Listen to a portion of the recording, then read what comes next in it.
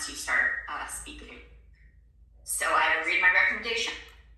Objector Newsome, who's represented by attorneys Jeffrey Meyer and Christine Svensson, objected to the nomination papers of Joseph Severino and Ranch Isquith, Republican candidates for the offices of governor and lieutenant governor, both represented by attorneys Perry Abbasi and Chris Abbasi. Objector's petition makes individual signature line objections and alleges that circulators engaged in a pattern of fraud. Candidates filed a motion to strike and dismiss, arguing this was a bad faith shotgun objection, that certain circulator objections were not properly pled when they were handwritten within the recapitulation sheets. So we refer to that as the full sheet objections, and that the pattern of fraud claim was insufficiently pled. The objector explains in response that the objection was filed in good faith, and that the objector objected to far fewer lines than in a shotgun objection. So following a records exam of 2,522 lines, a total of 1,588 line objections were sustained, so about 63% of challenge lines were sustained, resulting in 4,748 valid signatures, which is 252 below the statutory minimum of 5,000 signatures required by Section 7-10A of the Election Code. Candidates filed a Rule 9 motion seeking to rehabilitate 70 signatures, but candidates did not file any evidence with the Rule 9 motion and did not seek any Rule 9 subpoenas until the last day of the 3-day Rule 9 motion period. Candidates requested an extension of time to submit Rule 9 evidence, which the hearing officer denied for lack of good cause. But even if all 70 signatures subject to the Rule 9 motion had been rehabilitated, candidate would still have been 181 signatures below the statutory minimum. Nevertheless, the hearing officer conducted this matter. The hearing officer recommends finding that in the event the board decides to consider the tardy Rule 9 evidence from the candidates, 2 signatures were rehabilitated and 68 were not. The hearing also served as an evidentiary hearing on candidates' claim this was a bad faith shotgun objection, arguing that objectors wrongfully objected to signature lines based on genuineness of the signature without a proper view of the voter records before filing the objection. As to candidates' motion to strike, the hearing officer recommends, and I agree, granting the motion in part and denying the motion in part, finding objector's allegation related to a pattern of false swearing and containing a whole-page objection are insufficiently pled under the board's rules of procedure and fail to fully state the nature of the objection respectively, and granting candidates' request to strike these objections under Section 10-8. The hearing officer recommends finding objector's allegation of bad faith is an issue of fact requiring an evidentiary hearing, and thus is inappropriate for motions to strike, so the remainder of the motion should be denied. On the issue of bad faith, on the merits, I agree with the hearing officer that candidates have offered no evidence demonstrating that this is a shotgun or bad faith objection, and in fact, 63% of objectors' objections were sustained. I also recommend adopting the hearing officer recommendation that the Rule 9 evidence was untimely, and that candidates submitted 4,748 valid signatures, which is 252 fewer than the minimum of 5,000 signatures required for ballot access under Section 7-10A. Therefore, I agree the objection should be sustained and that candidates' names should not be certified to the ballot as Republican candidates for the offices of governor and lieutenant governor. Candidates then filed exceptions to the hearing officer's recommendation, many reiterating previous arguments and disagreeing with the substance of individual Rule 9 rulings. But again, even if candidates' Rule 9 motion had been timely and had been granted in full, candidates would still have insufficient signatures for ballot access. The new matter that was raised in the exception is that candidate Isquith was not properly served in this proceeding. So after reviewing board records, it is true candidate Isquith was not served by certified mail and did not execute a waiver form in this case. However, counsel appeared on behalf of both candidates on November 11, 2025, a full week before the electoral board convened for the first time, and candidate Isquith participated throughout proceedings, effectively waiving any objection to service, and never raised the issue of improper service, as far as I can tell, until after the hearing officer's recommendation was issued. But even if lack of service on candidate Isquith is not waived by his appearance and participation, and even if the service issue was raised timely, it's undisputed that candidate Severino executed a waiver of service form and therefore was properly served. Candidate Severino submitted insufficient signatures, and Illinois law precludes candidate Isquith from appearing on the ballot as a candidate for lieutenant governor without an accompanying gubernatorial candidate. My citations to that are to Illinois Constitution, Article 5, Section 4, which requires a joint election for governor and lieutenant governor. The other site is to Section 7-19 of the Election Code, which prescribes the form of the ballot for the primary, and it provides that the names of each team of candidates for governor and lieutenant governor are printed within a bracket. So that is the recommendation. I realize it's a complicated one, but at the end, these candidates are 252 signatures under, and even if the Rule 9 motion is deemed timely, it's only rehabilitating 70 signatures, so the candidates would still be under. All right. Thank you, Marnie. Mr. Meyer? I'm going to defer to You're going to defer to Ms. Stevens? I'm well, Mr. President. Good morning to the board and the general counsel, Christine Svensson, on behalf of Objector Terry Newsome. So we, of course, agree with the hearing officer. Hearing Officer Herman went through a painstaking process, as you can tell by his 19-page written decision, and he left no stone unturned. He considered every single argument of the candidates, and so he got everything right. And other than the fact that we disagree, we're not waiving our arguments with respect to the pattern of fraud, but other than that, he got it right. At the end of the day, candidate's short. He did not submit timely evidence. He doesn't have enough signatures. We went through the numbers. The numbers don't lie. Records examination was on November 25th.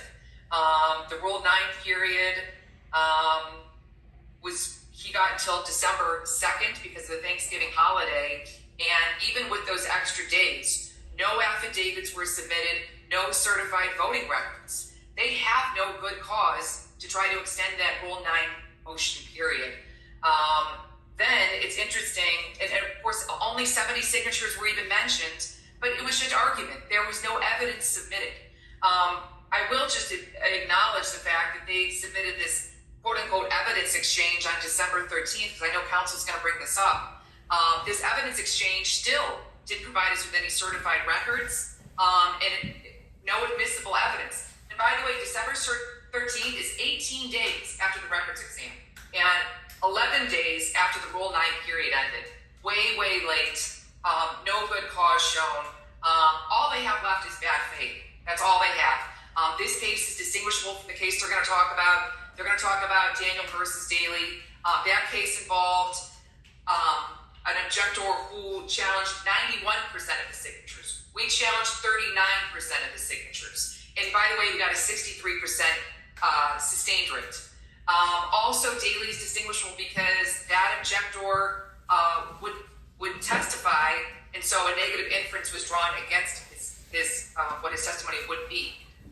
In this case, our objector showed up and he explained the process. He explained that there were 3 different teams that went through these signatures. He didn't have to do that, but he did it. He testified very credibly, and his testimony was unimpeachable.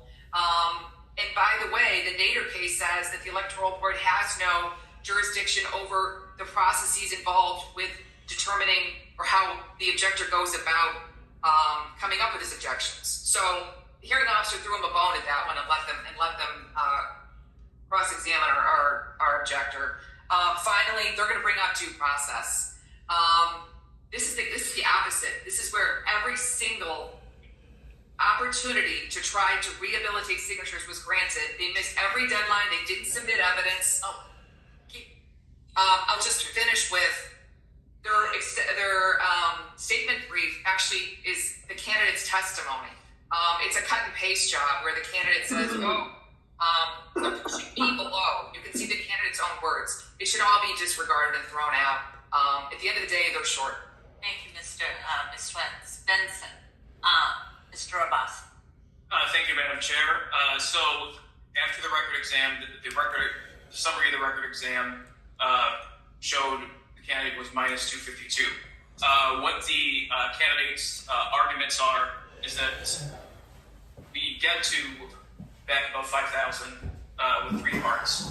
The first one, we objected, we filed a motion to strike on bad faith. In that, if you looked at the recap sheets, virtually every time address voter not registered was checked, signature not genuine was checked. The Mr. Newsome, the objector, testified. He said, when he put this together, he was in his basement. He had a Republican voter file, so he could see the registrations. He wasn't seeing the signatures, and this was a verified petition, a verified objection petition by him that he was saying all about 2,300 signatures were not genuine without him even looking at one of them. And that's what Daniel versus Daly has cited is that there is you need to have a basis to say that this signature is not genuine. You have to look at the actual record somewhere, whatever board of election you can look at them at. But it appears whoever filled out the recap sheets, whenever the not registered was checked, not genuine was checked, and to allow that would set a terrible precedent by this board in that it's letting objectors just object to, in this case, 2,300 signatures is not genuine without having looked at any of them, would be just basically mirroring when you say not registered, it's also not genuine. So that was, and additionally, their circulator objections or bad faith objections stated that the reason was the high number of not genuine signatures, despite the objector not looking at these signatures to actually make a determination they're not genuine. So that's why we've argued it's a bad faith objection. But further, even if you didn't throw out the whole thing on bad faith, we'd argue that all the signature not genuine sustained should be thrown out on bad faith for the reasons stated. And in fact, the results of the record exam show only 76 out of the 2,300 and some change allegations of not genuine were actually sustained. That's only 3%, which is further evidence that bad faith, or that his non-genuine allegations were made in bad faith, that only 3% of them were actually sustained. So that there were 76 there. In addition, we raised that a number, I believe about 50 address incomplete objections that were sustained by the board, where, at the hearing, we went through some of them. They didn't write the municipality, or it might have been illegible, but that's not, under the rules, illegibility does not equal incomplete. And I cited a case, Mahoney versus. Abbas, you need to wrap it up, please. Wrap it up. Okay, and then to the Rule 9, the not registered. The candidate submitted registration from the State Board of Elections. He did not get the certified for 148. That's 10% of the not genuine, the not registered. That's a huge margin that that's not a sufficient record exam. So given that amount, given the statewide race, more time should be accepted, and the registrations, the evidence submitted should be accepted because it's from the board, and the Constitution says the board oversees registration. Thank you. Marty, any response? There was a lot in there. I would say the one thing is that our rules do specify that you have to get a certified record from the election authority in order to rehabilitate signatures in that method. So I don't think that particular argument is valid, but at the end of the day, I don't think it matters because it's only a challenge to 70 signatures and we're 252 under. Do I have a motion or discussion? A motion? I'll make a motion to accept the recommendation of the hearing officer and the general counsel. Is there a second? It's been moved and seconded. Roll call. Ms. Ballard-Croft? Yes. Ms. Craig? Yes. Mr. Nevesi? Yes. Ms. McCory? Yes. Mr. Brett? Yes. Ms. Watson? Present. Vice Chair Turman? Yes. Chair Donahue? Yes. Motion passes. And thank you, counsel. I know the clients were not always easy in this case, but you were, the three of you, were great to quote me. And thank you for accommodating me. I'm going to be better with the daily seminar case. Thank you. Thank you. All right, Marnie,